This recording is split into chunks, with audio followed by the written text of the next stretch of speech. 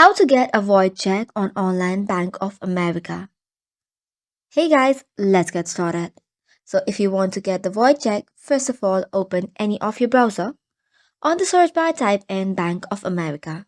Tap on the first link by www.bankofamerica.com. Tap on the login button which is on the top right corner. Now you can either get the app or continue to log in the website itself. Now that you are logged in, then after click on the checking account where you want your money to be. Once on the account page, find the services section and click on more services. Next on the right side, find how do I section.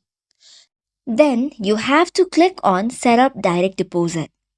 Next up, scroll down on the page and enter the percentage and employer or the payment issue name, and when you are ready to go, click on download PDF. It will now open a PDF document with few details that will help you to find the void check. Scroll down and you will get to see your actual check.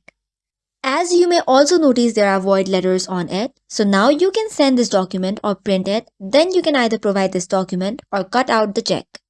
After that, you can hand it to the peer, and that's it. So this was it for today's video. For more such contents, do not forget to hit the like and subscribe button. Thank you and keep watching.